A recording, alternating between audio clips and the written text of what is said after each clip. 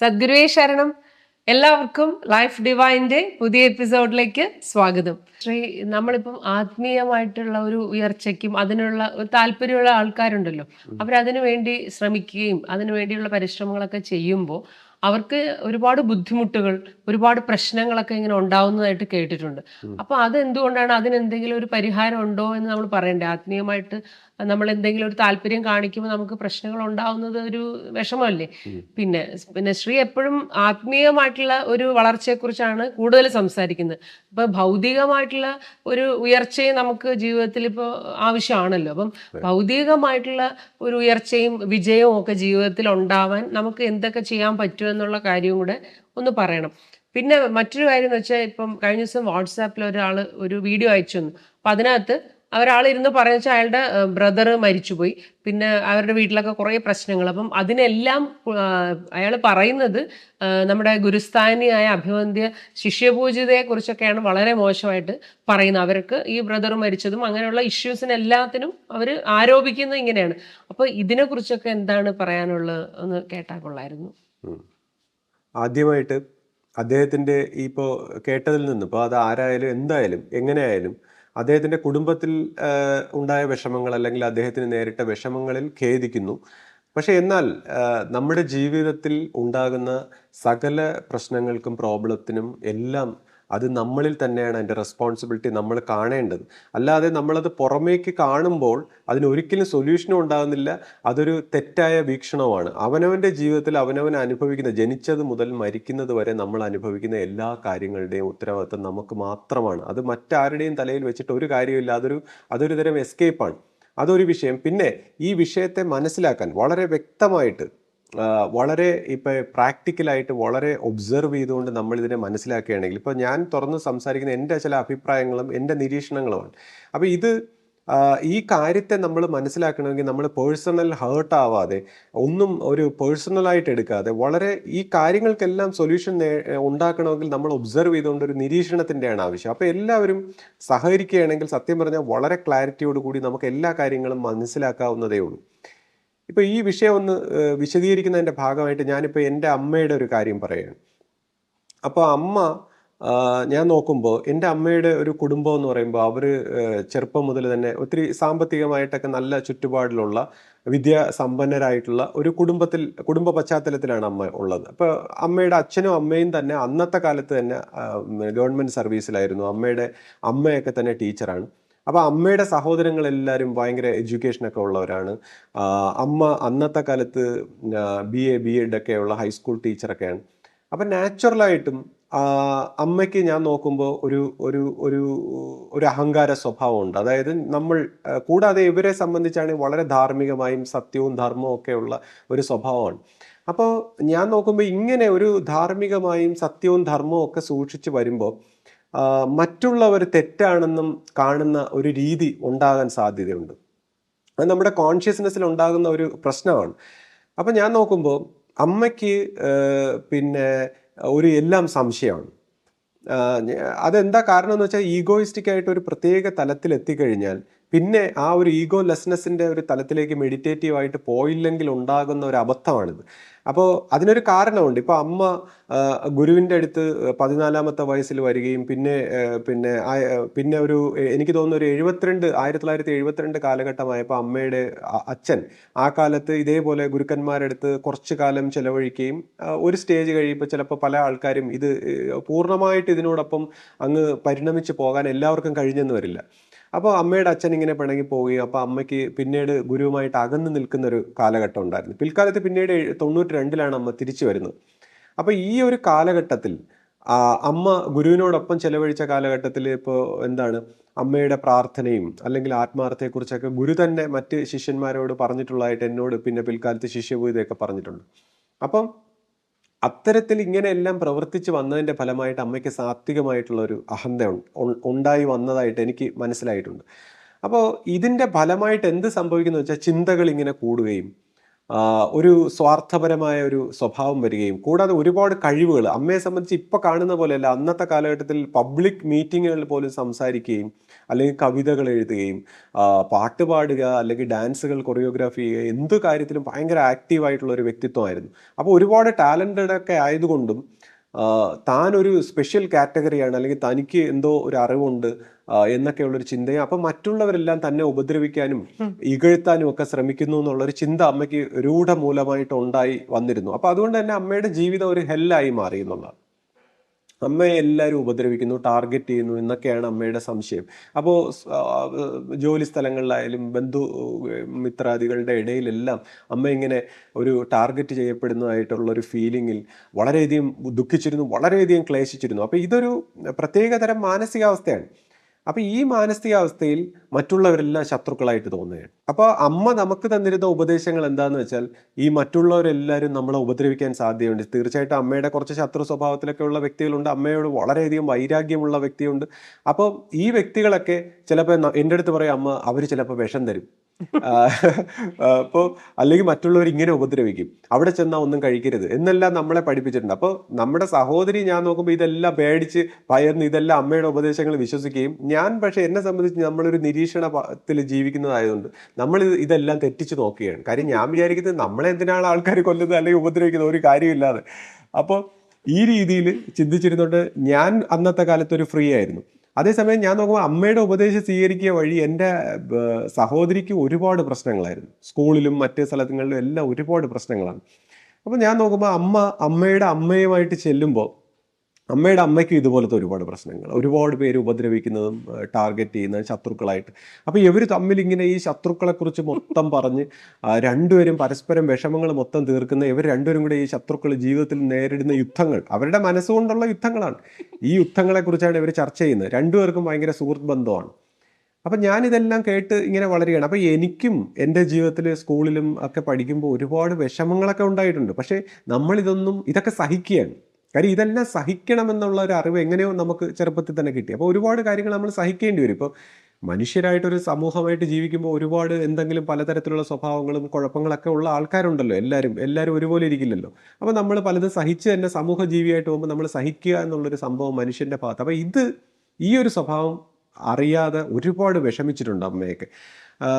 പിന്നെ എന്നെ സംബന്ധിച്ച് ഞാൻ നോക്കുമ്പോൾ ചെറുപ്പത്തിൽ തന്നെ നമുക്ക് ഈ കഴിവ്, ഇപ്പോൾ അമ്മയെ സംബന്ധിച്ച് ഇതെല്ലാം അമ്മയുടെ ഒരു കാറ്റഗറിയിലുള്ള ആൾക്കാരെ ഞാൻ ശ്രദ്ധിക്കുമ്പോൾ അവർക്ക് ഈ ഭയങ്കര കഴിവുണ്ട്, അറിവുണ്ട് എന്നുള്ളൊരു ചിന്തയാണ്. അപ്പോൾ ഞാൻ എൻ്റെ കുട്ടിക്കാലത്തിൽ പരിശോധിക്കുമ്പോൾ നമുക്കിങ്ങനെ പല കഴിവുകളും എല്ലാവരും ഒക്കെ പല കാര്യങ്ങൾക്ക് ടീച്ചേഴ്സൊക്കെ പുകഴ്ത്തുമ്പോൾ നമ്മൾ വിചാരിക്കും ഇതൊക്കെ നമ്മളിലൂടെ സംഭവിക്കുന്നതാണ് എന്നുള്ളൊരു അറിവാണ്. അപ്പോൾ നമുക്കത് ഭയങ്കര ഒരു അഹങ്കാരത്തിലോ എടുക്കാൻ കഴിയുന്നില്ല എന്നുള്ളത്. ഇപ്പോൾ മാത്തമാറ്റിക്സിന് മിക്കവാറും എനിക്ക് സ്കൂൾ ക്ലാസ്സുകളിൽ ഫുൾ മാർക്ക് കിട്ടുമ്പോൾ എല്ലാ ടീച്ചേഴ്സും ഇങ്ങനെ പുകഴ്ത്തുമ്പോൾ ഞാൻ വിചാരിക്കും ഈ മാത്തമാറ്റിക്സ് എന്ന് പറയുമ്പോൾ എന്നെ സംബന്ധിച്ച് ഏറ്റവും എളുപ്പമുള്ളൊരു വിഷയമാണ്. കാര്യം അത് തലച്ചോറിൽ നമുക്കത് ക്ലിക്ക് ചെയ്ത് കഴിഞ്ഞാൽ, ആ പോയിന്റ് ഫോമുല ക്ലിക്ക് ചെയ്ത് കഴിഞ്ഞാൽ പിന്നെ നമ്പർ ഒന്നും മാറിയാലും ഒന്നും ഒരു പ്രശ്നമില്ല. പഠിക്കാതെ തന്നെ നമുക്ക് ജസ്റ്റ് ഒന്ന് വായിച്ചു നോക്കിയിട്ട് പരീക്ഷ എഴുതാൻ പറ്റുന്നൊരു കാര്യമാണ്. അപ്പോൾ ഞാൻ വിചാരിച്ചു ഇത് നമുക്കിങ്ങനെ ക്ലിക്ക് ചെയ്യുന്നതല്ലേ, ഇത് നമ്മുടെ കഴിവ് എവിടെ ഇരിക്കുന്നു, അത് ബ്രെയിനിൻ്റെ ഒരു കഴിവല്ലേ, അപ്പോൾ ഇനി ബ്രെയിൻ നമ്മൾ സൃഷ്ടിച്ചതല്ലോ എന്നൊക്കെയുള്ള രീതിയിൽ ഞാൻ വിചാരിച്ചു ഈ വിഷയം ആരും അറിയാതെയാണ് ഈ ക്ലിക്ക് ചെയ്യുന്ന ഒരു ഗെയിം പോലത്തെ ഒരു സാധനത്തിന് ഇത്രയും ഭയങ്കര കഴിവെന്നൊക്കെ പറയുമ്പോൾ നമുക്ക് ഇതിലൊന്നും അഭിമാനിക്കാൻ കഴിഞ്ഞിരുന്നില്ല എന്നുള്ളതാണ് അന്നത്തെ എൻ്റെ മാനസികാവസ്ഥ. അതാണ്. അപ്പോൾ അമ്മയെ സംബന്ധിച്ച് നേരെ തിരിച്ചു. അപ്പോൾ ഞാൻ നോക്കുമ്പോൾ ഇത് അമ്മയ്ക്ക് മാത്രമല്ല, ആശ്രമ സ്വഭാവത്തിൽ പണ്ടൊക്കെ ഉണ്ടായിരുന്നിട്ടുള്ള ഒരുപാട് ആൾക്കാരെ ഞാൻ ശ്രദ്ധിച്ചിട്ടുണ്ട്. ഈ വ്യക്തിപരമായ എന്തോ കഴിവും കർമ്മശേഷിയും എന്തോ ഉയർന്ന ജീവനാണെന്നും ഒരു സാത്വിക അഹന്തയും എല്ലാം വന്നിട്ട് ഞാൻ നോക്കുമ്പോൾ സന്യാസ സ്വഭാവത്തിലായാലും നമ്മുടെ വിശ്വാസ സ്വഭാവത്തിലായാലും പരമ്പരയിലുള്ള ഇവർക്കെല്ലാം കഴിവുണ്ട്, ഇവർക്ക് ധർമ്മമുണ്ട്, സത്യമുണ്ട്, നീതിയുണ്ട്, എല്ലാം ഉണ്ട്. പക്ഷേ ഇത് ഒരു സാത്വിക അഹന്തയായിട്ട് വന്നിട്ട് ഇവർക്ക് ഭയങ്കര പ്രശ്നങ്ങളാണ്.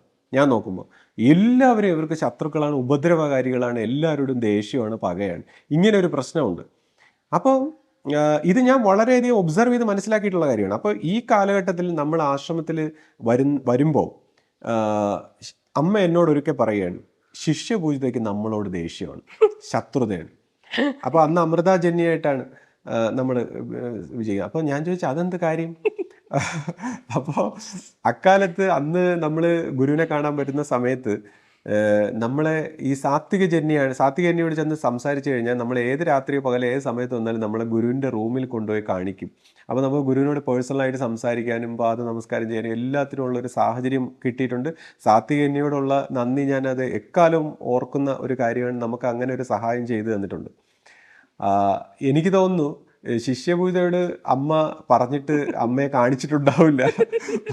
അപ്പോൾ ശിഷ്യപൂജ കറക്റ്റ് ആ നിയമമായിട്ട് എങ്ങനെയാണോ കൊണ്ടുപോകുന്നത് അതുപോലെ ആയിരിക്കും ചെയ്തിട്ടുള്ളതെന്ന് ഞാൻ ഊഹിക്കുന്നു.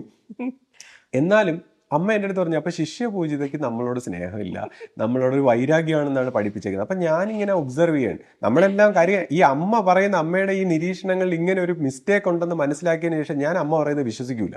അപ്പം ഞാൻ അമ്മ പറയുന്നത് എന്താണ് ഈ സംഭവം എന്ന് ഞാനിങ്ങനെ രഹസ്യമായിട്ട് നിരീക്ഷിക്കുകയാണ്. അപ്പം ഞാൻ നിരീക്ഷിക്കുമ്പോൾ ഗുരുവിൻ്റെ റൂമിൽ കയറുമ്പോൾ ശിഷ്യപൂജിതയെ ഞാനിങ്ങനെ നോക്കും. അപ്പോൾ ശിഷ്യപൂജിത ഞാൻ നോക്കുമ്പോൾ ഏറ്റവും അധികം ലയിച്ച് ഭക്തിസാന്ദ്രമായിട്ട് നിൽക്കുന്നത് ശിഷ്യപൂജിതയാണ്. അപ്പം ഞാൻ നോക്കുമ്പോൾ ഇത്രയും ഭക്തിസാന്ദ്രമായിട്ട് നിൽക്കുന്ന ഒരാളാണ്. എന്നിട്ട് പിന്നീട് ഞാൻ നോക്കുമ്പോൾ ഉണ്ട് അമ്മ ഇങ്ങനെ ഗുരുദർശനത്തിന് ഈ ഗുരുവിൻ്റെ പാദ നമസ്കാരമൊക്കെ ചെയ്ത് കൊണ്ടിരിക്കുമ്പോൾ ശിഷ്യപൂജിത വന്നിട്ട് ഗുരുവിൻ്റെ ഒരു ഈ ചായയൊക്കെ കൊടുത്തിട്ട് ഗുരുവെ ഇത് സുധചേച്ചിക്ക് പങ്കായിട്ട് കൊടുക്കാം എന്നൊക്കെ പറയുന്നതും, പിന്നെ പഴം കൊണ്ട് കൊടുത്തിട്ട് ഗുരുവിനോട് ശിഷ്യപൂജിത പറയുകയാണ്, സുധചേച്ചിക്ക് ഇതൊരു പങ്കായിട്ട് ഗുരു കൊടുക്കുമോ? അപ്പം ഞാൻ വരിക ഇത്രയും സ്നേഹം ഇത് ആരെങ്കിലും ഇങ്ങനെ ഒരു കാര്യം കാണിക്കുമോ? കാര്യം ഇവിടെ നമ്മൾ മനസ്സിലാക്കേണ്ട ശിഷ്യപൂജിത ജെന്നിയുടെ ആ മഹത്വം മനസ്സിലാക്കേണ്ടത് ഈ മഹാഗുരുവിൻ്റെ അടുത്തിൽ നിന്ന് ഇതുപോലുള്ള മഹാഗുരുക്കന്മാരിൽ നിന്ന് ഒരു പങ്കോ ഒരു പ്രസാദമോ കിട്ടിയാൽ ചിലപ്പോൾ ഒരു ജീവൻ ഏറ്റവും ഉന്നതങ്ങളിൽ എത്തുമെന്നാണ് പറയുന്നത്. ആ ശിഷ്യനും അതിനനുസരിച്ചുള്ളൊരു ഒരു സമർപ്പണം ഉണ്ടെങ്കിൽ ഒരു നിമിഷം കൊണ്ട് ചിലപ്പോൾ ശിഷ്യൻ ഏറ്റവും ഉന്നതമായ അവസ്ഥയിൽ വരെ എത്താം. ഇത് അറിഞ്ഞിട്ട് തന്നെയാണ് ഇത് വാങ്ങിച്ചു കൊടുക്കുന്നതെന്നുള്ളതാണ്. അപ്പം ഞാൻ ആലോചിച്ചു ഈ ശിഷ്യപൂജിതയുടെ മഹത്വം എന്താണ്. അതായത് ഇപ്പോൾ ഒരു ജീവൻ ഒരു ദേവന്റെ സ്വഭാവത്തിൽ എത്തിയിട്ടുണ്ടെങ്കിൽ അവിടെ അസൂയയുണ്ട്. അതായത് തൻ്റെ താഴെ നിൽക്കുമ്പോൾ അനുഗ്രഹമായിട്ടിരിക്കുമെങ്കിലും തന്നോക്കാൾ ഉയരാൻ ശ്രമിക്കുമ്പോൾ അവിടെ അസൂയ ഉണ്ടാവും. ഒരു ദേവന്റെ അവസ്ഥയിലെത്തിയ ജീവൻ.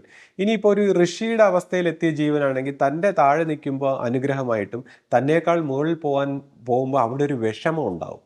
ആ ഋഷി തുല്യമായ അവസ്ഥയിൽ ഒരു വിഷമമുണ്ട്. ആ വിഷമത്തെ കടന്നു വേണം പോകാൻ. ഒരു ഗുരു സ്വഭാവത്തിലെത്തിയ വ്യക്തിക്ക് മാത്രം അദ്ദേഹത്തിൻ്റെ പ്രത്യേകതയാണ് തന്നേക്കാൾ മുകളിലേക്ക് ശിഷ്യനെ എത്തിക്കാനുള്ള ഒരു പരിശ്രമം. അപ്പോൾ അന്നേ ഞാൻ നോട്ട് ചെയ്താണ് ഈ ശിഷ്യപൂജിത എന്ന് പറയുന്ന ആ വ്യക്തിത്വം ഒരു ഗുരു സ്വഭാവം വഹിക്കുന്നു. കാര്യം ഇത്തരത്തിലാണ് ഗുരുവിൻ്റെ ആ കാരുണ്യം എല്ലാവർക്കും വാങ്ങിച്ചു കൊടുക്കാൻ, അല്ലെങ്കിൽ ഗുരുവിൽ നിന്ന് എത്ര നന്മയാണോ മറ്റുള്ളവർ കിട്ടുന്നത് അതിൻ്റെ സമ്പൂർണ്ണതയിൽ എത്തിച്ച് അവരെ എല്ലാം ഉയർത്തിവിടാൻ പരിശ്രമിക്കുന്ന ഒരു ജീവൻ. അപ്പോൾ ഇതൊരു ഗുരു സ്വഭാവമാണ്. ഗുരു ആകേണ്ട ഒരു വ്യക്തിയുടെ ഒരു ലക്ഷണമാണിത്. അപ്പോൾ അത് അന്നേ ഞാൻ നോട്ട് ചെയ്തു.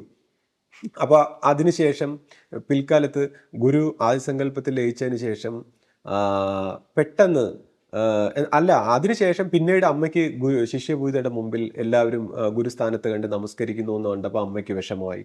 അമ്മ പിന്നെ മനസ്സോടെ നമസ്കരിക്കുക, അല്ലെങ്കിൽ പല കാര്യങ്ങളിലും ഗുരുവിനോട് ഞാൻ നോക്കുമ്പോൾ അമ്മ ചില കാര്യങ്ങളൊക്കെ അത് ഗുരു എന്ത് പറയുന്നു എന്നൊക്കെ ഉറപ്പിച്ച് ചോദിക്കുന്നതൊക്കെ ഞാൻ കണ്ടിട്ടുണ്ട്. അപ്പോൾ എന്നെ സംബന്ധിച്ച് ഞാൻ എൻ്റെ അമ്മ പറഞ്ഞ സ്വഭാവത്തിൽ ഗുരുവിനെ അന്ന് ആശ്രമത്തിൽ അങ്ങനെ വിശ്വസിച്ച് വന്നിട്ടില്ല. എന്നാൽ ആശ്രമത്തിൽ കേട്ട് വന്നിരിക്കുന്ന ഒരു ഫിലോസഫിയും എന്തുകൊണ്ടോ എന്നെ ഇമ്പ്രസ് ചെയ്തില്ല എന്നുള്ളത്. എനിക്കൊരു എൻ്റെ ഒരു മനസ്സിനെ അത്രത്തോളം ഇമ്പ്രസ്ഡ് ആക്കിയില്ല. അപ്പം ഞാനിതൊരു പ്രത്യേക രീതിയിൽ വന്നു പോകുന്നു എന്നല്ലാതെ എനിക്ക് ആധ്യാത്മിക വിഷയങ്ങളിൽ താല്പര്യം തുടങ്ങിയിട്ടില്ല. എന്നാൽ പിൽക്കാലത്ത് ഈ ഒരു ഭഗവത്ഗീതയൊക്കെ വായിച്ചിട്ട് ഈ ഒരു മനുഷ്യ ജന്മത്തിൻ്റെ ഉദ്ദേശം തന്നെ ആത്മസാക്ഷാത്കാരവും അതിനൊരു ഗുരു വേണമെന്നൊക്കെയുള്ളൊരു വാക്കുകൾ കേട്ടപ്പോൾ നമ്മുടെ മനസ്സിനെ അതിങ്ങനെ പിടിച്ച് കുലുക്കിക്കളഞ്ഞു. അതായത് നമ്മൾ പിന്നെ മറ്റെന്ത് കാര്യം ചെയ്യുമ്പോഴും ഇതാണ് നമ്മുടെ മനസ്സിലിങ്ങനെ മുഴങ്ങുന്നത്. അതായത് അപ്പം ഞാൻ വിചാരിച്ചു ഇതൊന്നും ആരും പറഞ്ഞു തന്നില്ലല്ലോ. പണ്ട് നമ്മൾ വളർന്നു വരുന്ന പ്രായത്തിൽ ഇങ്ങനെ മനുഷ്യജന്മത്തിന് ഇങ്ങനെ ഒരു ഉദ്ദേശമുണ്ട് എന്നൊന്നും ആരും പറഞ്ഞു തന്നില്ലല്ലോ എന്നുള്ള രീതിയിലായിരുന്നു എൻ്റെ പിന്നീടുള്ള ഒരു പോക്ക്. അപ്പോൾ അങ്ങനത്തെ ഒരു വിഷയത്തിലൂടെ ഞാൻ വരികയും അങ്ങനെ വന്ന് എൻ്റെ ഒരു അനുഭവ വശങ്ങളൊക്കെ ഞാൻ പറഞ്ഞിട്ടുണ്ട്. ഞാനിത് പരീക്ഷിച്ച് നോക്കിയതും പല കാര്യങ്ങളും എന്നെ സംബന്ധിച്ച് വളരെ പരീക്ഷണങ്ങളായിരുന്നു. അപ്പോൾ അഖണ്ഡനാമം ജപിച്ചായാലും പല രീതിയിലും ഇതിനെക്കുറിച്ച് പരീക്ഷിച്ചും പല അനുഭവങ്ങളിലൂടെയൊക്കെ വന്നപ്പോൾ ഈ ഗുരു തന്നെ എനിക്കിത് ശിഷ്യപൂജിതയിലൂടെ ഈ ഗുരു മഹിമ പ്രവർത്തിക്കുന്നുണ്ടെന്നും ശിഷ്യപൂജിതയിലൂടെ പല അനുഭവങ്ങളും ഒക്കെ ഉണ്ടായിക്കഴിഞ്ഞപ്പോൾ എനിക്കിതിൻ്റെ ഒരു മഹത്വം മനസ്സിലായതോടുകൂടി ഞാൻ എൻ്റെ അമ്മയെ പറഞ്ഞു തിരുത്തി. അമ്മ ഇതിങ്ങനെയല്ല, ഗുരു തന്നെയാണ് അല്ലെങ്കിൽ ആ ഗുരുവിൻ്റെ ആ സാന്നിധ്യം തന്നെയാണ് പ്രവഹിക്കുന്നത്. നമ്മൾ ഒന്നും സംശയിക്കാതെ ഈ ഗുരുവിനെ വണങ്ങണം എന്നെല്ലാം പറയുന്നതും, പിന്നെ ഞാൻ ഈ വിഷയങ്ങളെല്ലാം വിശദീകരിച്ച് കൊടുത്തതോടുകൂടി അമ്മയെ സംബന്ധിച്ച് ശിഷ്യബോധയോടുള്ള ആ സംശയം മാറുകയും അമ്മ കറക്റ്റ് ആ ഒരു ഗുരുമാർഗത്തിലേക്ക് ഫോളോ ചെയ്യുകയും പിന്നീട് അമ്മയുടെ അനുഭവങ്ങളും അതുപോലെ ഉണ്ടായി. അപ്പോൾ എന്നെ സംബന്ധിച്ച് ആ 25 വർഷമായിട്ട് ഞാൻ ഈ വിഷയം തന്നെയാണ് എല്ലാവരോടും, എൻ്റെ സുഹൃത്തുക്കളായാലും എല്ലാവരോടും. കാര്യം ഈ ഗുരുമഹിമ എന്ന് പറയുന്ന, അല്ലെങ്കിൽ ഈ ഗുരു എന്ന് പറയുന്ന ആ സത്യത്തിനെ മാനിക്കാതിരുന്നാൽ ഉണ്ടാകുന്ന ഒരു ആപത്ത് അല്ലെങ്കിൽ ഒരു അപജയം, അതിൻ്റെ ഒരു വിഷമം തന്നെയാണ് ഞാനിപ്പോൾ ഈ സംസാരിക്കുന്ന കൂട്ടത്തിലെല്ലാം പറയുന്നത്. അപ്പം ഞാൻ പറഞ്ഞു വന്നത്, ഇപ്പം അമ്മയെപ്പോലുള്ള വ്യക്തികൾക്കുണ്ടായ ഒരു മാനസിക വൈഷമ്യം. അപ്പോൾ അമ്മ പല വ്യക്തികളെക്കുറിച്ചും പണ്ട് കാലങ്ങളിൽ ഇങ്ങനെ സംശയം പ്രകടിപ്പിക്കും. അവരാണ് ഉപദ്രവിച്ചത്, പാര വെച്ചത്, ചതിച്ചതെന്നെല്ലാം പറയും. അപ്പം ഞാൻ പറയും, അമ്മ അങ്ങനെ നമ്മൾ പറയരുത്. നമ്മൾ ഈ കാണുന്ന ഈ ലോകം ആക്ച്വലി നമ്മൾ മെറ്റീരിയൽ വേൾഡ് എന്ന് പറയുമെങ്കിലും നമ്മുടെ പഞ്ചേന്ദ്രിയങ്ങളാൽ നമ്മുടെ ബ്രെയിനിൽ ദ്യോതിപ്പിക്കുന്ന അനുഭവങ്ങളാണ് ഈ പറയുന്ന മെറ്റീരിയലിസ്റ്റിക് ആയിട്ടുള്ള വേൾഡ്. അപ്പോൾ ഇത് മെൻ്റൽ വേൾഡാണ്. അപ്പോൾ ഈ മെൻ്റൽ വേൾഡിൽ നമ്മൾ എന്ത് സംശയിക്കുന്നോ, എന്ത് ചിന്തിക്കുന്നോ അതിനുള്ള തെളിവ് സഹിതം കിട്ടുമെന്നുള്ളതാണ്. അതായത് നമ്മൾ എന്ത് സംശയിക്കുന്നോ, ചിന്തിക്കുന്നോ, പരാതി പറയുന്നോ, കുറ്റം പറയുന്നോ, അതിന് തെളിവ് സഹിതം ലക്ഷണം ഈ ലോകത്തിൽ കിട്ടും. ആൾക്കാരിൽ നിന്ന് നമുക്ക് അതെല്ലാം കിട്ടും. അപ്പോൾ അതുകൊണ്ട് ബി കെയർഫുൾ. നമ്മുടെ മനസ്സിനെ എത്രയും ശുദ്ധമാക്കുക, എത്രയും പവിത്രമാക്കുക, അതാണ് നമ്മുടെ ലൈഫിനെ രക്ഷിക്കാനുള്ള ഏക വഴി. ഇപ്പോൾ തന്നെ സ്പിരിച്വാലിറ്റിയിൽ നമ്മൾ പറയും, മനസ്സിനെ ശുദ്ധമാക്കി പോയില്ലെങ്കിൽ നമ്മുടെ ആന്തരിക സങ്കല്പങ്ങൾ തെറ്റിയിട്ട് നമ്മുടെ ജീവിതം കുളമായി പോകും.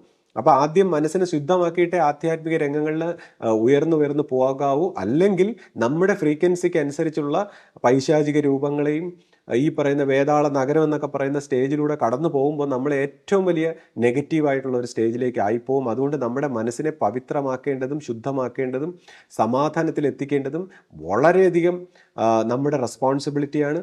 അപ്പം ഈ ഒരു മാനസികാവസ്ഥ ഞാൻ പറഞ്ഞു, ആശ്രമത്തിലെ പഴയ ഒരുപാട് വിശ്വാസികളിലും പഴയ ആൾക്കാരിലും ഞാൻ കണ്ടു. ഈ വ്യക്തിത്വമായിട്ട് തനിക്ക് വലിയ പ്രാധാന്യം കൽപ്പിച്ചത് വഴി, താനെന്തോ സംഭവമാണെന്ന് കരുതിയത് വഴി മറ്റുള്ളവരെല്ലാം കുഴപ്പമാണെന്നും മറ്റുള്ളവരെ സംശയിക്കുകയും എല്ലാം വന്ന ഒരു പ്രവണത. അപ്പോൾ ഈ പറഞ്ഞ വ്യക്തികളുടെ ആ ഒരു പ്രശ്നം, കുടുംബത്തിലെ പ്രശ്നങ്ങൾ ഞാൻ നോക്കുമ്പോൾ എൻ്റെ അമ്മയുടെ ആ ഒരു സ്വഭാവം പോലെയാണ് എനിക്ക് തോന്നുന്നത്. തനിക്ക് എന്തോ ഒരു പ്രാധാന്യം കൽപ്പിച്ചിട്ട് മറ്റുള്ളവരെല്ലാം തന്നെ ഉപദ്രവിക്കുന്നു, ടാർഗറ്റ് ചെയ്യുന്നു, തന്നെ സംശയിക്കുന്നു, കൊല്ലാൻ നോക്കുന്നു എന്നെല്ലാം തോന്നുന്നത്. പക്ഷേ ഇതെല്ലാം അവരവരുടെ ഒരു കർമ്മഗതിയാണ്, അവരവരുടെ ജീവിതത്തിൽ വന്ന, ഇതിന് മറ്റൊരാൾക്കും ഒരു റോളും ഇല്ല എന്നുള്ളതാണ്. സത്യം പറഞ്ഞാൽ ഗുരുക്കന്മാർ ഇതേപോലുള്ള കർമ്മഗതികളിൽ നിന്നും വിഷമങ്ങളിൽ നിന്നും നമ്മളെ രക്ഷിക്കാനാണ് ശ്രമിക്കുന്നത്. ഈ കർമ്മഗതികൾ എങ്ങനെ നമ്മൾ ശുദ്ധമാക്കി മോചിപ്പിച്ചെടുക്കണമെന്നുള്ള വിഷയം ഞാൻ കുറച്ചുകൂടെ കഴിഞ്ഞിട്ട് പറയാം. കാര്യം ഈ ഒരു വിഷയത്തെ പൂർണ്ണമാക്കാൻ വേണ്ടിയാണ്.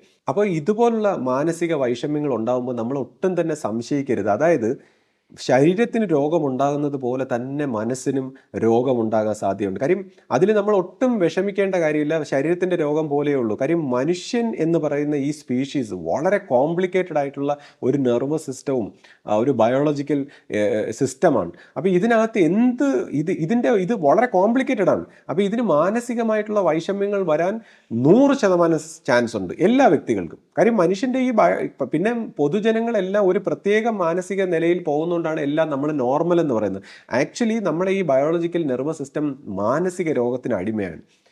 എല്ലാ കാര്യങ്ങളും തെറ്റായിട്ടാണ് ഇൻ്റർപ്രറ്റ് ചെയ്യുന്നത്. അപ്പം ഈ സാഹചര്യത്തിൽ നമ്മൾ ഒന്നുകിൽ ഗുരുമാർഗത്തിൽ ഫോളോ ചെയ്ത് ഗുരുക്കന്മാർ കാണിച്ചു തന്നിരിക്കുന്ന വഴിയിലൂടെ വന്ന് ഗുരുദർശനത്തിലൂടെ, സമർപ്പണത്തിലൂടെ, സങ്കല്പത്തിലൂടെ ജീവിതത്തിനെ ശുദ്ധമാക്കി സംസ്കാരങ്ങളിൽ നിന്നും ചിന്തകളിൽ നിന്നും ഫ്രീ ആയി ഭക്തിഭാവനയിൽ നമ്മുടെ മനസ്സിനെ ലയിപ്പിച്ച് നമ്മൾ ഇതിൽ നിന്ന് മുന്നേറണം. അല്ലെങ്കിൽ നമുക്ക് അതിനുള്ള പ്രാപ്തി ഇല്ലെങ്കിൽ നമ്മൾ എന്തെങ്കിലും മെഡിസിൻ കഴിച്ചുകൊണ്ട് നമ്മുടെ ഈ ചിത്ത വൃത്തികളെ ഒന്ന് നിയന്ത്രിച്ചാൽ നമുക്ക് മനസ്സിലാവും ഒരു പ്രശ്നമില്ല. നമ്മൾ ഈ ചിന്തിക്കുന്ന ഇപ്പോൾ നമ്മുടെ മുമ്പിൽ കാണുന്ന ഈ ഒരുപാട് പ്രശ്നങ്ങൾ, ഇല്യൂഷൻസ്, ഹാലൂസിനേഷൻസ്, സംശയങ്ങൾ, പ്രോബ്ലംസ്, ഇതെല്ലാം നമ്മുടെ ഈ ബ്രെയിനിൻ്റെ ചിത്തവൃത്തികൾ ഒന്ന് നിലച്ചു കഴിഞ്ഞാൽ, ഒന്ന് താഴോട്ട് വന്നു കഴിഞ്ഞാൽ ഇല്ലാതാവുന്നതാണ്.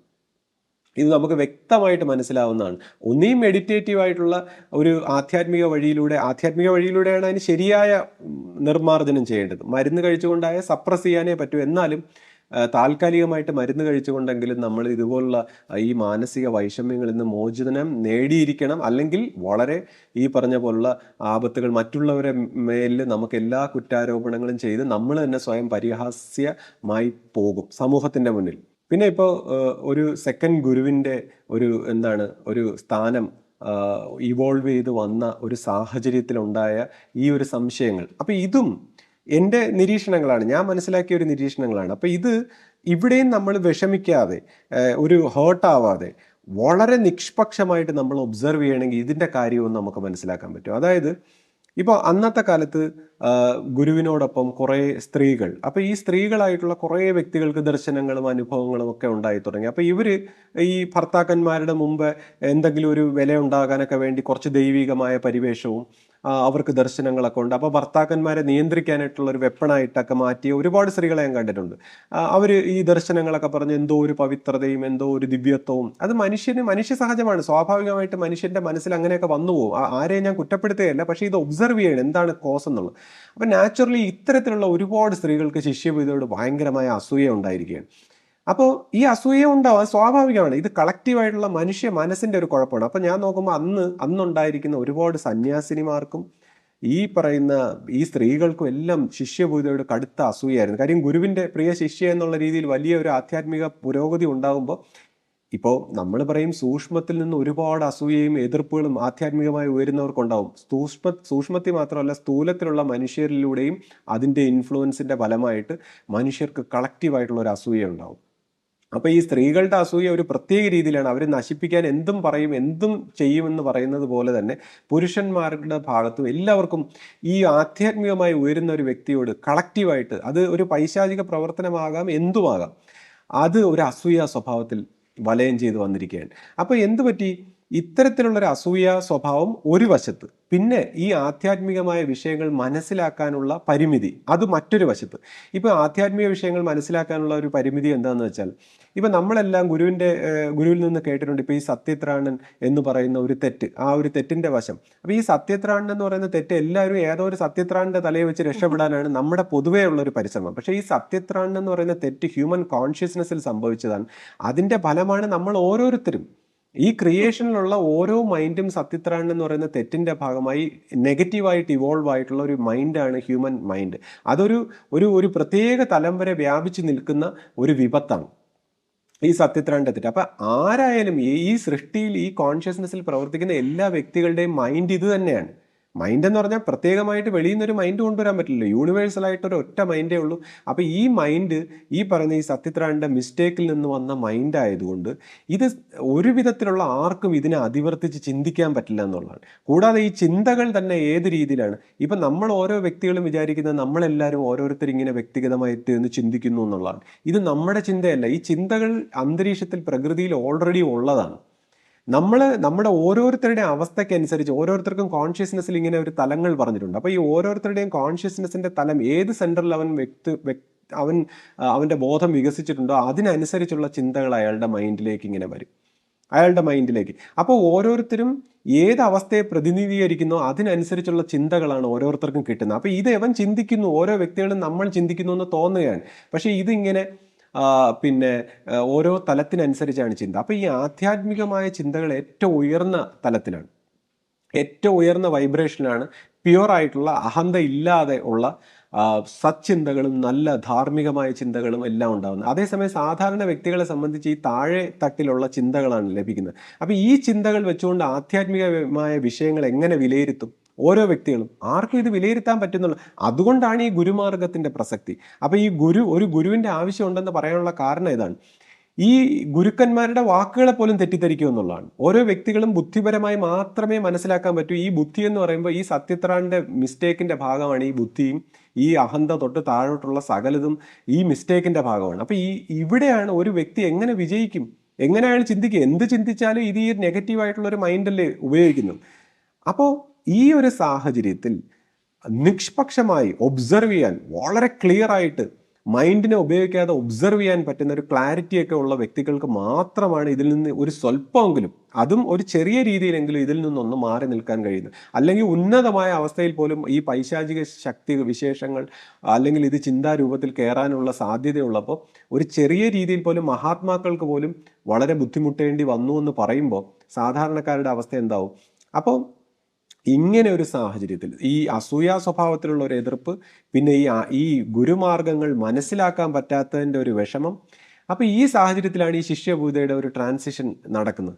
അപ്പോൾ നോക്കുമ്പോൾ ഈ ഒരു സാഹചര്യത്തിൽ ഈ സന്യാസി സ്വഭാവത്തിലുള്ള വ്യക്തികളായാലും എത്ര പഴയ വ്യക്തികളായാലും ഇവർക്കെല്ലാം അഹന്ത സ്വഭാവത്തെ അതിവർത്തിച്ച വ്യക്തികളെ നമ്മൾ കണ്ടിട്ടില്ല. അപ്പോൾ പേഴ്സണലായിട്ടുള്ള ഈ അണ്ടർസ്റ്റാൻഡിങ്ങിനനുസരിച്ചാണ് സംസാരിക്കുന്നത്. ഇത് ഗുരുവിൻ്റെ അടുത്ത് നിന്ന് കണ്ടും കേട്ടും ഒക്കെ പറയുന്ന കാര്യങ്ങളാണ് സംസാരിക്കുന്നത്. അപ്പോൾ ഇതിനകത്ത് മൊത്തം മിസ്അണ്ടർസ്റ്റാൻഡിങ് ആണ്.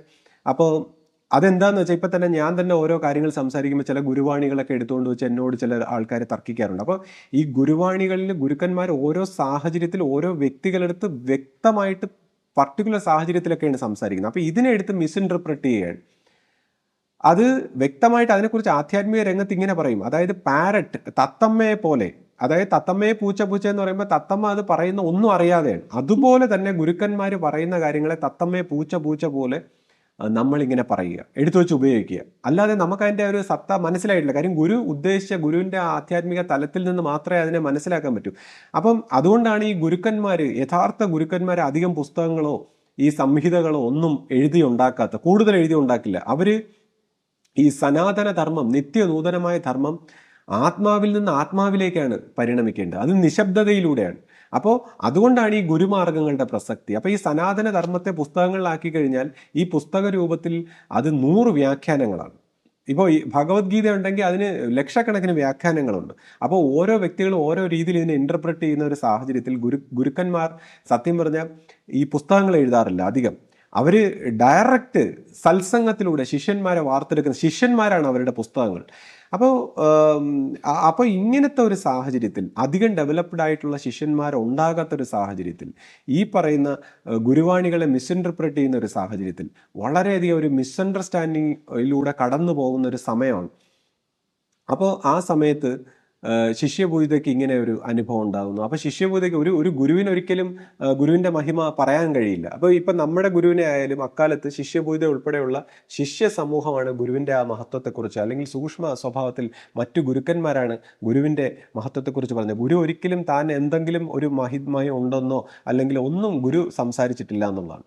അപ്പോൾ അതുപോലെ തന്നെ ശിഷ്യഭൂതയെ അക്കാലത്ത് കുറച്ച് ചെറുപ്പക്കാരായിട്ടുള്ള സന്യാസിനിമാരും ഭാഗ്യത്തിന് ആ സമയത്ത് വരിക, അവരുടെ ഒരു ദർശന സ്വഭാവത്തിലൊക്കെയാണ് ഈ ഗുരുവിൻ്റെ ശിഷ്യഭൂതയുടെ ഒരു ട്രാൻസിഷൻ, ആ ഒരു പീരീഡ് മനസ്സിലാക്കുന്നത്. അപ്പോൾ മുതിർന്ന സന്യാസി സ്വഭാവത്തിലുള്ള ഭാഗത്ത് നിന്ന് ഇങ്ങനെ ഒരു മിസ്അണ്ടർസ്റ്റാൻഡിങ് ഉണ്ടായപ്പോൾ, ഈ ഗുരുവാണികളെ മിസ്ഇൻറ്റർപ്രറ്റ് ചെയ്യുന്ന ഒരു സാഹചര്യം ഉണ്ടായപ്പോൾ, ഇതിനെ ഈ ശിഷ്യഭൂതയുടെ ഈ ഗുരു മാർഗത്തെ അംഗീകരിക്കാത്തൊരു സാഹചര്യം ഉണ്ടായപ്പോൾ ഒരു വേള ഒന്ന് ചിന്തിച്ച് നോക്കി. ഇപ്പം ശിഷ്യപൂജിതയെ ഇല്ലായിരുന്നു, അങ്ങനെ ഒരു ഗുരുസ്ഥാനത്തേക്ക് ഒരാൾ വളർന്നു വരാത്തൊരു സാഹചര്യത്തിൽ ഈ സന്യാസി സ്വഭാവത്തിലുള്ള വ്യക്തികളെല്ലാം കൂടെ ചേർന്ന് നമ്മളൊരു മഠം പോലെ പ്രവർത്തിച്ച് നമ്മൾ ഈ പഠിച്ചു വച്ചിരിക്കുന്ന കാര്യങ്ങൾ ഇങ്ങനെ നിയമാവലി പോലെ പറഞ്ഞാൽ പുതിയ ഒരു സമൂഹത്തെ, പുതിയൊരു തലമുറയെ എങ്ങനെ ഇതുമായിട്ട് ആകർഷിക്കാൻ പറ്റും? കാര്യം പഴയ തലമുറയിൽ പഴയ ആ റിജിഡായിട്ടുള്ള സ്വഭാവത്തിൽ അവർക്ക് ഓരോ വ്യക്തികൾക്ക് പോലും ചേരാൻ കഴിയുന്നില്ല എന്നാലോചിക്കണം. അവരുടെ അറിവിനനുസരിച്ചുള്ള ആശയത്തിൽ ഓരോ പരസ്പരം വ്യക്തികൾക്ക് പോലും സ്പർദ്ധയും തെറ്റിദ്ധാരണയും വഴക്കുമാണ്. ഇപ്പം തന്നെ കുറച്ച് പേര് ഈ സംഘം ചേർന്ന് മാറി വന്നപ്പോൾ അവർക്ക് ഒരുമിച്ച് നിൽക്കാൻ കഴിയുന്നില്ല എന്നുള്ളതാണ്. കാര്യം ഓരോ വ്യക്തികളും ഓരോ രീതിയിലാണ് ചിന്തിക്കുന്നത്. അപ്പം ഈ ഒരു ഗുരുമാർഗത്തിൻ്റെ ഐക്യം കൊണ്ടുവരാൻ അവിടെ ഒരു സാഹചര്യം ഒരുങ്ങിയില്ലായിരുന്നെങ്കിൽ ഉണ്ടാകാൻ പോകുന്ന ഒരു ആപത്ത് എത്ര വലുതായിരുന്നു. അപ്പോൾ അവിടെ നിന്നാണ് ഈ ശിഷ്യഭൂത നമ്മളെ രക്ഷിച്ചെടുത്തത്. അപ്പോൾ അവിടെ തന്നെ ഈ പഴയ ആൾക്കാരെ ഏൽപ്പിക്കാൻ പറ്റാത്ത സാഹചര്യം എന്താണെന്ന് ഞാൻ നേരത്തെ പറഞ്ഞു. എൻ്റെ അമ്മയുടെ മാനസികാവസ്ഥ, താൻ വലുതാണ്, അല്ലെങ്കിൽ തൻ്റെ അറിവാണ് ശരി, അല്ലെങ്കിൽ തൻ്റെ അണ്ടർസ്റ്റാൻഡിങ്ങിൽ താൻ മനസ്സിലാക്കിയ ഗുരുവിൻ്റെ രീതികളാണ്, അല്ലെങ്കിൽ പുറമേക്ക് കണ്ട ചിട്ടവട്ടങ്ങളാണ് ഗുരുമാർഗം എന്ന് മനസ്സിലാക്കിയിട്ട് അത് അടിച്ചേൽപ്പിക്കാൻ ശ്രമിക്കുന്ന ആ സ്വഭാവം. അപ്പോൾ ഇങ്ങനെയൊക്കെ വരുമ്പോൾ എങ്ങനെ ഈ ഗുരുമാർഗത്തെ സംരക്ഷിക്കും? അപ്പോഴാണ് നമ്മൾ ഈ പുതിയ ചെറുപ്പക്കാരുടെ ഒരു കടന്നുവരവ്. കാര്യം വേറെ ഒരു വഴിയില്ല. പഴയ ആൾക്കാരെ കൊണ്ട് ഇത് ചെയ്യാൻ പറ്റില്ല എന്നുള്ളത് വ്യക്തമാണ്. ഇതിപ്പോൾ എൻ്റെ ഒരു നിരീക്ഷണത്തെ ഞാൻ മനസ്സിലാക്കിയ കാര്യം, പഴയ മനസ്സുകളെ കൊണ്ട്, ഈ സത്യത്രാണിൻ്റെ അതേ മനസ്സുകളെ കൊണ്ട് അതേ രീതിയിൽ ചിന്തിക്കുന്ന, അതേ ബുദ്ധിയിൽ പ്രവർത്തിക്കുന്ന, ഒരു പ്രത്യേക തലത്തിൻ്റെ അപ്പുറത്ത് വികസിക്കാത്ത, ഈ നമ്മൾ പറയും ഏറ്റവും ഉയർന്ന തലത്തിലൊരു വണ്ണസ് എന്ന് പറയുന്ന ഒരു അനുഭവമെങ്കിലും വന്നു കഴിഞ്ഞാൽ മാത്രമേ നമുക്ക് ഈ ആധ്യാത്മിക വിഷയങ്ങൾ മനസ്സിലാക്കാൻ പറ്റൂ. അതിൻ്റെ താഴെയുള്ള ഫ്രീക്വൻസിയിൽ ഇതൊന്നും മനസ്സിലാക്കാൻ പറ്റില്ല. അപ്പോൾ ഇത്തരത്തിൽ മനസ്സിലാക്കാൻ പറ്റാത്ത കുറച്ച് ശിഷ്യ സമൂഹത്തിനെ വെച്ചുകൊണ്ട് എങ്ങനെ പ്രവർത്തിക്കും? അവിടെയാണ് ആ ദൈവത്തിൻ്റെ ഒരു കനിവെന്ന് പറയുന്നത്. ആ ദൈവത്തിൻ്റെ ഇൻ്റലിജൻസ് ഇങ്ങനെ ഒരു ചെറുപ്പക്കാരായിട്ടുള്ള ഒരു പുതിയ കടന്നു വരവ്. അപ്പോൾ എനിക്ക് ഓർമ്മയുണ്ട്, 25 വർഷങ്ങൾക്ക് മുമ്പ് ഒരു ദിവസം സഹകരണ മന്ദിരത്തിൽ വന്നിരിക്കുമ്പോൾ ഈ ഗുരുരത്നസ്വാമി ആദ്യമായിട്ട് ഒരു ബ്രഹ്മചാരി സ്വഭാവത്തിൽ വന്ന് ഒരു പേപ്പറൊക്കെ വെച്ചിട്ട് ഇങ്ങനെ സംസാരിക്കുന്നത് എനിക്ക് ഓർമ്മയുണ്ട്. അപ്പോൾ അന്ന് അദ്ദേഹത്തിൻ്റെ കൈകളൊക്കെ വിറയ്ക്കുന്നുണ്ട്, അദ്ദേഹത്തിന് സംസാരിക്കാനൊന്നും കഴിയുന്നില്ല. അപ്പോൾ ഞാനും വിചാരിച്ചു മെലിഞ്ഞ് കറുത്ത് ഒരു ഉണങ്ങിയ ഒരു പയ്യൻ. അപ്പോൾ ഈ എന്തിനാണ് ഗുരു ഇദ്ദേഹത്തെ സെലക്ട് ചെയ്തത്? കാര്യം ഞാൻ നോക്കുമ്പോൾ വേറെ ആശ്രമത്തിൽ അന്നത്തെ എൻ്റെ അറിവിൽ ഒരുപാട് പഴയ ആൾക്കാരുണ്ട്, സീനിയേഴ്സ് ആയിട്ടുള്ള സംസാരിക്കാനും അറിവൊക്കെ ഉള്ള ആൾക്കാരുണ്ട്. എന്തിന് ഈ പയ്യനെ കൊണ്ടുവന്നു എന്ന് ഞാനും സംശയിച്ചിട്ടുണ്ട്, എനിക്കും ദേഷ്യം ഉണ്ടായിട്ടുണ്ട്. പക്ഷേ എന്നാലും എൻ്റെ മനസ്സിൻ്റെ ഉള്ളിൻ്റെ ഒരു അറിവ് ഇവിടെ ശിഷ്യപൂജിതയെ വളർത്തിയെടുത്തത് ഗുരുവാണ്.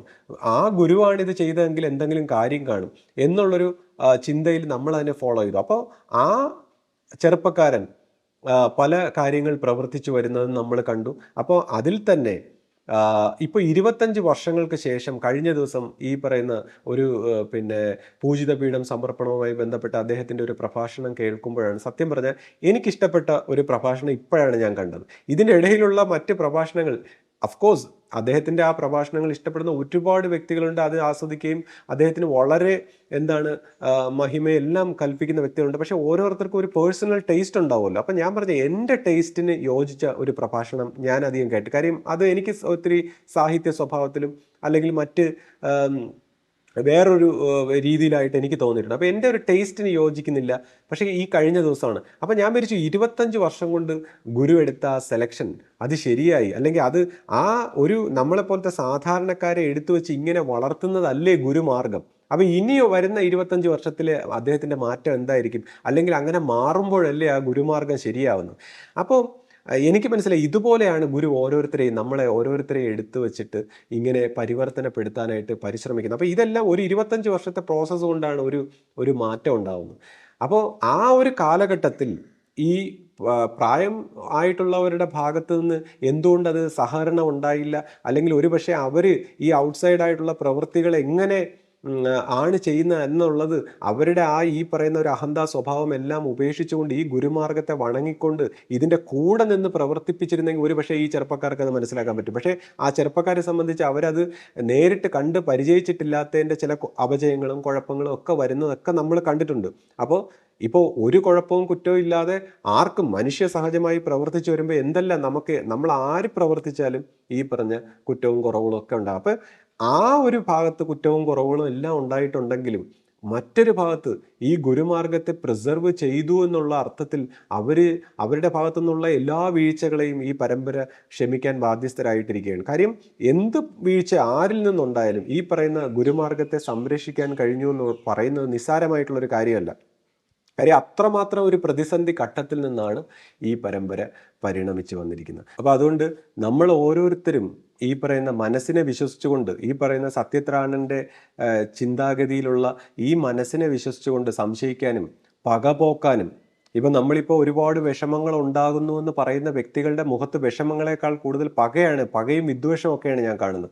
കൂടാതെ നമ്മൾ ഈ ആധ്യാത്മിക പ്രവർത്തനം എന്ന് പറയുമ്പോൾ ഞാൻ നേരത്തെ പറഞ്ഞു ഓരോരോ കോൺഷ്യസ്നെസ്സിൻ്റെ തലത്തിൽ ഓരോ ഫ്രീക്വൻസിയിലാണ് ചിന്തകൾ നമുക്ക് ലഭിക്കുന്നത്. നമ്മൾ ഈ വൈരാഗ്യത്തിൻ്റെയും പകയുടെയും ദേഷ്യത്തിൻ്റെയും അവസ്ഥയിൽ നിന്നുകൊണ്ട് ലഭിക്കുന്ന ചിന്തകളെ വിശ്വസിച്ചുകൊണ്ട് ആധ്യാത്മിക പ്രവർത്തനം നടത്തിയാൽ അത് എന്ത് പ്രവർത്തനമായിരിക്കും? ആധ്യാത്മിക പ്രവർത്തനം നടത്തണമെങ്കിൽ ഞാൻ പറഞ്ഞു ഏറ്റവും ഉന്നതമായ തലത്തിൽ നിന്നുള്ള സ്നേഹവും സഹിഷ്ണുതയും ആദരവും ബഹുമാനവും ഇത്തരം നല്ല സച്ചിന്തകൾ വരുന്ന ഫ്രീക്വൻസിയിലേക്ക് നമ്മൾ ഉയർന്നിട്ട് വേണം ആധ്യാത്മിക ചിന്തകൾ നമ്മൾ പ്രചരിപ്പിക്കാൻ. അപ്പോൾ അത്തരത്തിലുള്ള അവസ്ഥയിൽ എത്താതെ നമ്മുടെ ദേഷ്യവും പകയും വിദ്വേഷവും പ്രചരിപ്പിച്ചാൽ നമ്മൾ നശിക്കുന്നതിനോടൊപ്പം ഇത്രയും ആൾക്കാരെ കൂടി നശിപ്പിക്കാൻ ശ്രമിക്കുന്നു എന്നുള്ള അതിൻ്റെ കർമ്മദോഷം കൂടെ നമ്മൾ വാങ്ങുകയാണ്. നമുക്കറിയാത്ത കാര്യങ്ങൾ നമ്മൾ തന്നെ സ്വയം ചിന്തിച്ചു നോക്കണം. നമുക്ക് എന്ത് വിഷയങ്ങളെക്കുറിച്ച് അറിയാം സീരിയസ് ആയിട്ട്, അല്ലെങ്കിൽ നമ്മുടെ ധാര ശരിയാണോ, നമ്മൾ ചിന്തിക്കുന്ന കാര്യങ്ങൾ ശരിയാണോ, ഈ ചിന്തയെ എന്തർത്ഥത്തിൽ നമ്മൾ വിശ്വസിക്കുന്നു കണ്ണു അടച്ചുകൊണ്ട്? കണ്ടതും കേട്ടതും പോലും വിശ്വസിക്കാൻ പറ്റില്ല എന്നുള്ളതാണ്. കാര്യം ഇതൊരു മെന്റൽ വേൾഡ് ആയതുകൊണ്ട് ഈ ചിന്തയും കണ്ടതും കേട്ടതും ഇതിനെയൊക്കെ നമ്മൾ എങ്ങനെ വിശ്വസിക്കുന്നു? അപ്പോൾ അവിടെയാണ് വളരെ ക്ലിയർ ആയിട്ടുള്ള ഒരു ഒബ്സർവേഷൻ്റെ ആവശ്യം. അപ്പോൾ അവിടെയാണ് നമ്മളിപ്പോൾ ഈ പാശ്ചാത്യ സമൂഹത്തിൽ ഏറ്റവും അധികം ഇൻ്റലിജൻ്റ് ആയിട്ടുള്ള വ്യക്തിയായിട്ട് പറയുന്ന സോക്രട്ടീസ്, അദ്ദേഹം പറഞ്ഞു I know nothing, that is my wisdom. അതായത് ഒരു പ്രത്യേക തലത്തിലെത്തുമ്പോൾ ഈ ചിന്തകൾ കുറഞ്ഞ് മൗനമായി സൈലൻ്റായി ഒരു പ്രത്യേക തലത്തിലെത്തുമ്പോൾ നമ്മൾ അറിഞ്ഞത് എല്ലാം ചിന്തകളാണ്. ഇതൊരു മെന്റൽ വേൾഡ് നമ്മളെ ട്രാപ്പ് ചെയ്തതാണ്. ജ്ഞാനം ഇതല്ല. റിയൽ ആയിട്ടുള്ള ജ്ഞാനം ഇതല്ല, ഇതൊരു വെയിൽ എന്ന് പറഞ്ഞാൽ മൂടപ്പെടുന്ന പൊൻപാത്രം കൊണ്ട് സത്യം അതിൻമുഖം, അതൊരു വെയിൽ, അതാണ് ഡെവിൾ എന്നാ പറയുന്നത്. ഈ വെയിൽ കൊണ്ട് മൂടിയിരിക്കുന്ന ജ്ഞാനം, അജ്ഞാനം, അതിൻ്റെ തലത്തിൽ ഇരുന്നുകൊണ്ട് നമ്മൾ നേടിയ ഈ അറിവ് വെച്ചുകൊണ്ട് ആത്മീയതയെ വിലയിരുത്തിയിട്ട് അത് പ്രചരിപ്പിക്കാൻ നടക്കുകയാണ്. ഇപ്പൊ തന്നെ നമ്മൾ ഈ പുതിയ ഈ പറയുന്ന നെഗറ്റീവായിട്ടുള്ള കാര്യങ്ങൾ പ്രചരിപ്പിക്കുന്ന വ്യക്തികളെ സംബന്ധിച്ച് ഒരു പുതിയ വ്യക്തിയെ നമുക്ക് ആകർഷിക്കാൻ പറ്റുമോ? ഒരു പുതിയ ഒരാളിനെ ഈ ഒരു വിശ്വാസ സ്വഭാവത്തിലേക്ക് നമുക്ക് കൊണ്ടുവരാൻ പറ്റുമോ? പകരം നമ്മൾ ചെയ്യുന്ന പഴയ ഇവിടെ ഉള്ള വ്യക്തികളെ, എന്തെങ്കിലും ഈ തെറ്റിദ്ധാരണയിൽ വർത്തിക്കുന്ന അതിൻ്റെ ഒരു വേർജിൽ നിൽക്കുന്ന വ്യക്തികളെ മൊത്തം തെറ്റിക്കാൻ, നമ്മുടെ ഈ പ്രവർത്തനം എന്ന് പറഞ്ഞാൽ മനുഷ്യരെ മൊത്തം തെറ്റിക്കാനുള്ള പ്രവർത്തനം. അപ്പോൾ അതാണ് ഈ പറയുന്ന ഗുരുമാർഗത്തെ നശിപ്പിക്കാനുള്ള ഈ സത്യത്രാണന്റെ അല്ലെങ്കിൽ ഈ പറയുന്ന നെഗറ്റീവായിട്ടുള്ള ശക്തികൾ താഴ്ന്ന തരം ചിന്താ മണ്ഡലങ്ങളിലൂടെ നമുക്ക് ചിന്തകൾ തന്നുകൊണ്ട് നമ്മളെ പ്രലോഭിപ്പിച്ച് പ്രവർത്തിക്കുമ്പോൾ നമ്മൾ അതിനടിമയാകുന്നു. അപ്പോൾ ഈ ഗുരുമാർഗത്തിന്റെ ഈ ക്ലാരിറ്റി, ഈ ജ്ഞാനം, ഈ മൂടപ്പെട്ട ഈ വെയിലിനെ മാറ്റിക്കൊണ്ട് നമ്മൾ നേടുന്ന ഈ ജ്ഞാനത്തിൻ്റെ ആ ഒരു ഗുരുമാർഗം, അതിൻ്റെ മഹിമ, അത് മനസ്സിലാക്കി അത് വണങ്ങി നമ്മൾ തീർച്ചയായിട്ടും നമ്മളെ തിരുത്തി രക്ഷപ്പെടുക എന്നുള്ളത് മാത്രമാണ് ഇതിൻ്റെ ഒരു വഴി. അപ്പോൾ അത് പഴയ സന്യാസി സ്വഭാവത്തിലുള്ളവരായാലും പഴയ വിശ്വാസി സ്വഭാവത്തിലുള്ളവരായാലും എല്ലാവരും തങ്ങൾക്ക് പറ്റിയ ഈ തെറ്റ്, അതായത് ഈ അജ്ഞാനം കൊണ്ട് അല്ലെങ്കിൽ ലോ ഫ്രീക്വൻസിയിൽ നിന്ന് നേടിയ അത് ഗുരുവാണികളായാലും എന്ത് കാര്യങ്ങളായാലും നമ്മൾ ഇൻ്റർപ്രറ്റ് ചെയ്യുമ്പോൾ നമ്മുടെ അറിവിനൊത്തേ നമുക്കത് ഇൻ്റർപ്രറ്റ് ചെയ്യാൻ പറ്റൂ. അല്ലാതെ നമുക്ക് നമ്മളെക്കാൾ ഉപരിയായ ഒരു തലത്തിൽ കയറി ഇൻ്റർപ്രറ്റ് ചെയ്യാൻ ആർക്കും പറ്റില്ല. അപ്പം അല്ലെങ്കിൽ ഈ ഗുരുമാർഗത്തിലൂടെ പടിപടിയായി. അപ്പോൾ കൂടാതെ ഈ മാനസികമായ ചിത്തവൃത്തികളും ഈ ഭ്രാന്തുകളും എല്ലാം മാറണമെങ്കിൽ ഈ ഗുരുവിൻ്റെ മുമ്പിൽ വന്ന് നമസ്കരിച്ചുകൊണ്ട് ആധ്യാത്മികമായിട്ട് പരിണമിക്കുമ്പോൾ മാത്രമാണ് നമുക്ക് ഈ ഒരു ഫ്രീഡം കിട്ടുന്നത്. അപ്പോൾ ഇതെല്ലാം വ്യക്തമാക്കിക്കൊണ്ട് ഈ പഴയ വ്യക്തികളൊക്കെ വ്യക്തമായിട്ടും ഫ്രീഡം ഈസ് ഫ്രം യു എന്നാണ്, അതായത് നമ്മളിൽ നിന്നാണ് മോചനം, അല്ലെങ്കിൽ ഫ്രീഡം ഫ്രം ദ നോൺ, ഇതുവരെ അറിഞ്ഞതിൽ നിന്ന് മോചിക്കുമ്പോഴാണ് ആത്മശാന്തി. അപ്പോൾ ഇതിനൊക്കെയുള്ള വഴിയാണ് ഈ പരാജയമെന്ന് തോന്നുന്ന ഈ നമ്മൾ പരാജയപ്പെട്ട് ഗുരുവിൻ്റെ മുമ്പിൽ നമസ്കരിക്കുമ്പോൾ ആ പരാജയത്തിൽ നിന്ന് ഉണ്ടാകാൻ പോകുന്ന റിലീഫ്, അത് ഈ സൈക്കോളജിക്കലായിട്ട് ഇത്രയും ഭ്രാന്തമായിട്ട് ഇങ്ങനെ ചിന്തിക്കുന്ന വ്യക്തികൾക്ക് എല്ലാം തെറ്റായിട്ടും എല്ലാം കുഴപ്പമായിട്ടും കാണുന്ന ഇതേ ലോകം ഹെവനായിട്ട് കാണണമെങ്കിൽ ഈ ഒരു ഗുരുവിൻ്റെ മുമ്പിലുള്ള ഒരു പരാജയത്തിൽ നിന്നാണ് ആ ജയം. പിന്നെ കൂടാതെ ഈ ഗുരുക്കന്മാരുടെ പ്രവർത്തനങ്ങൾ, ഇപ്പോൾ ഇത്രയും കർമ്മദോഷങ്ങൾ അല്ലെങ്കിൽ പ്രശ്നങ്ങൾ, പ്രോബ്ലം എന്ന് പറയുമ്പോൾ പണ്ട് ഗുരു ശരീരത്തിലുണ്ടായിരുന്ന സമയത്ത് ഗുരു ചില പ്രവർത്തനങ്ങൾ ചില രീതികളിലൂടെയൊക്കെ അത് പ്രവർത്തിച്ചിരുന്നു. അതൊന്നും ഈ പുതിയ തലമുറയിലുള്ള വ്യക്തികൾക്ക് അറിഞ്ഞൂടാ. അപ്പോൾ ഗുരുവിന് അന്നൊരു നല്ല ശിഷ്യ സമൂഹം ഉണ്ടായിരുന്നുകൊണ്ട് ഇതെല്ലാം പ്രവർത്തിക്കുമ്പോൾ ആരും അറിഞ്ഞിരുന്നില്ല ഇതെങ്ങനെയാണ് ഇത് പ്രവർത്തിച്ചിരുന്നത്. കാര്യം എന്തെങ്കിലും ഒരു ദുഃഖത്തെ, ആ ദുഃഖത്തിനൊരു കൗണ്ടർ ദുഃഖം കൊടുത്തത് മാറ്റാതെ ഇപ്പോൾ ഒരു സിദ്ധി സ്വഭാവത്തിലോ അത്ഭുത സ്വഭാവത്തിലോ ഒരാളുടെ സ്വഭാവം മാറ്റുന്ന പോലെ ചെയ്താലും ഈ മനുഷ്യൻ ജനിച്ചിരിക്കുന്നതുകൊണ്ട് അവൻ്റെ അതേ അവസ്ഥയിൽ അവൻ വീണ്ടും ചിന്തിക്കാൻ തുടങ്ങുമ്പോൾ അവൻ സെയിം മിസ്റ്റേക്ക് വരുത്തും. കൂടാതെ നമ്മൾ ഈ മയക്കുമരുന്നൊക്കെ കഴിച്ച് കുറച്ചു നേരം മനസ്സ് മാറിയിട്ട് ഡബിൾ ഫോഴ്സിൽ വരുമെന്ന് പറയുന്ന പോലെ ഈ വൃത്തികേടുകളെല്ലാം ഡബിൾ. കാര്യം ഈ പ്രകൃതിയിൽ ഇതെല്ലാം ഓരോ പാഠത്തിന് വേണ്ടിയാണ് വരുന്നത്. അപ്പോൾ ഓരോ പാഠം കടക്കാതെ ഈ ദുഃഖങ്ങളാകുന്ന, ഈ വിഷമങ്ങളാകുന്ന, ഈ ദുരനുഭവങ്ങളാകുന്ന ഈ പാഠം അവനവൻ തന്നെ അവനവൻ്റെ ഭക്തി കൊണ്ടും ഈ പറയുന്ന ഗുരു കാണിച്ചു തന്ന വഴിയിലൂടെ പ്രവർത്തിച്ചുകൊണ്ട് മാറ്റിയെടുക്കാതെ ആർക്കും ഇത് മാറ്റാൻ പറ്റില്ല എന്നുള്ളതാണ്. അപ്പോൾ അതുകൊണ്ടാണ് പറയുന്നത് നമ്മൾ തന്നെ നമ്മുടെ ഇതിൻ്റെ റെസ്പോൺസിബിലിറ്റി ഏറ്റെടുക്കണം എന്നുള്ളതാണ്. പിന്നെ ഇപ്പോൾ ആശ ചോദിച്ച് ഭൗതികമായിട്ടുള്ള കാര്യങ്ങൾ, ഇപ്പോൾ ഞാൻ ഈ പറഞ്ഞതെല്ലാം കുറച്ച് അഡ്വാൻസ് ആയിട്ടുള്ള ലെവലിലുള്ള കാര്യങ്ങളാണ്. ഇപ്പോൾ ഭൗതികമായിട്ടുള്ള നേട്ടമാണെങ്കിൽ ഗുരുമാർഗത്തെ സംബന്ധിച്ച് ഏറ്റവും എളുപ്പമുള്ള കാര്യമാണ്. അപ്പോൾ ഭൗതികമായിട്ട് ഇതിനെ വിജയിക്കുന്ന കാര്യം അത് നമുക്ക് മറ്റൊരു വീഡിയോയിൽ സംസാരിക്കാം. ഇപ്പം തന്നെ ഓൾറെഡി ലെങ്ത് ഒരുപാടായിപ്പോയി. അപ്പോൾ ഭൗതികമായിട്ടുള്ളതാണ് ഏറ്റവും എളുപ്പം, ഭൗതികമായ വിജയങ്ങളാണ്. ആധ്യാത്മികമായിട്ടുള്ള പരിണാമമാണ് പാട്. അപ്പോൾ ഈ ആധ്യാത്മികമായിട്ട് എന്തായാലും ഈ പരിണമിച്ച് പോയ സ്ഥിതിക്ക് അല്ലെങ്കിൽ ആ ഒരു വശത്തിൽ വന്ന സ്ഥിതിക്ക് ഉണ്ടാവുന്ന നേരിടുന്ന പ്രശ്നങ്ങളും സംശയങ്ങളും ഭ്രാന്തും ഇതിനെ എങ്ങനെ മാറ്റാവുന്നുള്ളതാണ്. ഇപ്പോൾ എൻ്റെ ആശയുടെയും ഈ വീഡിയോ കാണുമ്പോഴത്തേക്ക് ആശ സംസാരിക്കട്ടെ, ആശയെ കൊണ്ട് സംസാരിപ്പിക്കൂ, അല്ലെങ്കിൽ പഴയ കാര്യങ്ങളൊക്കെ പറയണ്ടേ എന്നൊക്കെ പറഞ്ഞുകൊണ്ട് ഒരാൾ എൻ്റെ അടുത്ത് ഈ ഇടയ്ക്ക് കമൻറ്റ് ചെയ്യണ്ടേ. അപ്പം ഞാൻ പറഞ്ഞു ആശയെ കൊണ്ട് സംസാരിപ്പിക്കാത്ത ഇപ്പോൾ നമ്മളിപ്പോൾ ഒരു പൊതുസമൂഹത്തിൽ വന്നിട്ടിപ്പോൾ ഇങ്ങനെ ഉണ്ടായ ഈ നെഗറ്റീവായിട്ടുള്ള ഒബ്സർവേഷനിൽ ഇങ്ങനെ ഉണ്ടായ ഈ കുഴപ്പത്തിനെ കുറിച്ച് സംസാരിക്കുന്നതുകൊണ്ടാണ് ഞാനിപ്പോൾ സംസാരിക്കുന്നത്. അത് ആ ഒരു ക്ലാരിറ്റി അല്ലെങ്കിൽ ഈ വിഷയത്തിൽ ക്ലാരിറ്റി കിട്ടിക്കഴിഞ്ഞാൽ പിന്നെ നമുക്ക് ആശയെ കൊണ്ട് സംസാരിപ്പിക്കാം. പിന്നെ ശ്രീ കുറച്ച് പുരാണ കഥകളും കുറച്ച് തത്വവിചാരങ്ങളൊക്കെ നമ്മൾ സംസാരിക്കുന്നുണ്ടല്ലോ. അപ്പോൾ ഒരു പരാതി വന്നിട്ടുള്ള എന്താണെന്ന് വെച്ചാൽ, ഇപ്പോൾ ഇങ്ങനെ പുരാണങ്ങളും അല്ലെങ്കിൽ അങ്ങനെയുള്ള കാര്യങ്ങളും ഇതൊന്നും നമ്മൾ ആശ്രമത്തിൽ ഗുരു ഇങ്ങനെയുള്ള കാര്യങ്ങളൊന്നും അങ്ങനെ പറഞ്ഞിട്ടില്ലല്ലോ. അപ്പോൾ അതൊരു ഗുരുമാർഗത്തിൻ്റെ രീതിയിലല്ലല്ലോ ഈ പുരാണങ്ങളും തത്വവിചാരവും ഒക്കെ ചെയ്യുന്നത് എന്നൊരു പരാതി. അതായത് ഇപ്പോൾ ഞാൻ നേരത്തെ പറഞ്ഞപ്പോൾ ആശയെ കൊണ്ട് സംസാരിപ്പിക്കുന്നില്ലേ എന്ന് ചോദിക്കുന്ന അതുപോലുള്ള വ്യക്തികൾ ആഗ്രഹിക്കുന്നതെന്ന് വെച്ചാൽ എൻ്റെ ഗുരുവിൻ്റെ കാര്യങ്ങൾ ഇങ്ങനെ വെളിയിൽ ചെന്ന് എൻ്റെ ഗുരുവാണ് വലുത്, നമ്മുടെ കാര്യങ്ങളാണ് എല്ലാം വലുത് എന്ന് ആൾക്കാരുടെ അടുത്ത് വിളിച്ച് പറയുന്നില്ലേ എന്നാണ് ഉദ്ദേശിക്കുന്നത്. എനിക്കിപ്പോൾ എൻ്റെ ഗുരുവെന്ന് പോലും പറയാൻ പറ്റില്ല. കാര്യം എന്ന് വെച്ചാൽ നമ്മൾ അങ്ങനെ ഒരു സമൂഹമോ അല്ലെങ്കിൽ അങ്ങനെ ഒരു വ്യക്തിത്വമോ ഒന്നുമല്ല.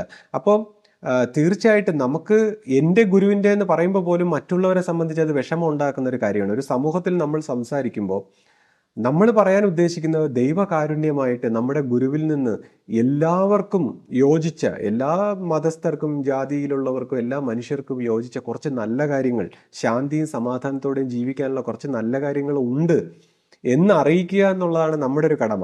അല്ലാതെ മറ്റുള്ളവരുടെ അടുത്ത് ചെന്ന് ഇതാണ് വലുത് അതാണ് ചെറുത് എന്നൊക്കെ ഇങ്ങനെ പറഞ്ഞ് അവരെ വിഷമിപ്പിച്ച് വയലൻസ് ഉണ്ടാക്കി ഗുരുവിനെ തന്നെ വെറുപ്പിക്കുന്ന ഒരു കർമ്മം അത് ചെയ്യാൻ പറ്റാത്തത് കൊണ്ടാണ്. അപ്പോൾ ഞാൻ നോക്കുമ്പോൾ ഇതേപോലുള്ള വ്യക്തികൾ ഇങ്ങനെ ഗുരുവിനെ, സത്യം പറഞ്ഞാൽ ഗുരുവിനെ സഹായിക്കാൻ എന്ന രീതിയിൽ ഇൻഡയറക്റ്റ് ആയിട്ട് ഗുരുവിനെ സമൂഹത്തിൽ വെറുപ്പിക്കാനുള്ള സകല പ്രവൃത്തികളും അവർ ചെയ്യുന്നുണ്ട്. നമ്മുടെ ഗുരുവാണ് വലുത്, നമ്മുടെ ആശയമാണ് വലുതെന്നൊക്കെ പറഞ്ഞുകൊണ്ട് ആൾക്കാരെ വെറുപ്പിക്കാനുള്ള സകല പ്രവൃത്തിയും ചെയ്തില്ല. അപ്പൊ നമ്മളിപ്പോ ഈ പുരാണത്തിൽ ഇപ്പൊ ഗുരു പറഞ്ഞതെന്ന് വെച്ചാൽ പഴയതിലുള്ള എന്ത് ആയിരിക്കും ഈ പറയുന്ന ഒരു നെഗറ്റീവായിട്ട്, അതായത് നമുക്ക് പോസിറ്റീവായിട്ട് തോന്നും, പക്ഷെ ഗുരുവിനെ ഈ ആശയത്തെയും വെറുപ്പിക്കാനുള്ള ഒരു ട്രിക്കായിരിക്കാം ഇത്. അപ്പോൾ ഞാൻ നോക്കുന്നത് ഗുരു പറഞ്ഞിട്ടുണ്ട് നമുക്ക് പഴയതിലുള്ള എല്ലാ നന്മയും നമുക്ക് എടുക്കാം. അപ്പൊ ഏത് മതത്തിലോ ജാതിയിലോ എന്ത് കാര്യത്തിലോ നമുക്ക് പഴയ പുരാണങ്ങളിലോ എവിടെ നന്മയായിട്ടുള്ള കാര്യങ്ങൾ എടുത്ത് മുൻനിർത്തി കൊണ്ടുവന്ന് എല്ലാവരുമായിട്ട് എല്ലാം അറിയാനും അറിയിക്കാനും, അല്ലാതെ തർക്കിക്കാനും തോൽപ്പിക്കാനും ഒന്നുമല്ല. ഈ ഒരു നന്മയുടെ വശം എല്ലാവർക്കും സ്വീകാര്യമായിട്ടുള്ള, എല്ലാവർക്കും പ്രയോജനപ്രദമായിട്ടുള്ള മനുഷ്യരാശിയുടെ ഒരു നന്മയുടെ ഒരു വെളിച്ചം അത് നമുക്ക് നമ്മളെ കൊണ്ട് കഴിയുന്ന രീതിയിൽ പ്രചരിപ്പിക്കാമെന്നുള്ളതാണ്.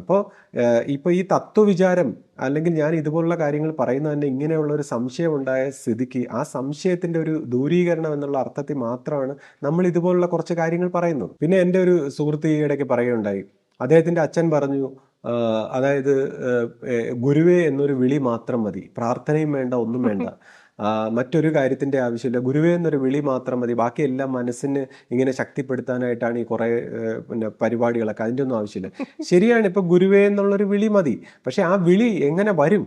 ആ വിളി വരാൻ വേണ്ടിയാണ് നമ്മൾ ഈ പ്രാർത്ഥിക്കുന്നതും ഈ ചടങ്ങുകളും ഇതല്ലേ. അപ്പം ഞാൻ തന്നെയാണ് സത്യം പറഞ്ഞാൽ ഇതിനെല്ലാം എതിർത്തിരുന്നത് ഒരു സമയത്ത്. എൻ്റെ ചെറുപ്പത്തിൽ അമ്മയൊക്കെ സംസാരിക്കുമ്പോൾ എതിർത്തത്. ഇപ്പം ഈ അടുത്ത കാലത്ത് കഴിഞ്ഞ ദിവസം ഞാനിങ്ങനെ ആശ്രമത്തിൽ പോയി കുറച്ച് പുഷ്പ സമർപ്പണത്തിൽ ഇടപെടുമ്പോൾ പെട്ടെന്ന് എൻ്റെ മനസ്സിൽ നിന്ന് സകല ഭാരവും ഇങ്ങനെ ഇറങ്ങി ഒരു മനസ്സ് ക്ലിയർ ആയതുപോലെ ഒറ്റ നിമിഷം കൊണ്ട്. അപ്പോൾ ഇതൊക്കെ നമ്മുടെ സബ് കോൺഷ്യസ് മൈൻഡിൽ ഉണ്ടാക്കുന്ന ഒരു മാറ്റം പെട്ടെന്ന് നമുക്ക് വിസിബിൾ ആവുകയാണ്. അപ്പോൾ ഇതെല്ലാവരുടെയും മനസ്സിൽ ഇതാണ്, ഈ ഭാരം ഇറക്കി വെക്കുന്ന ഒരു പ്രോസസ്സാണ്.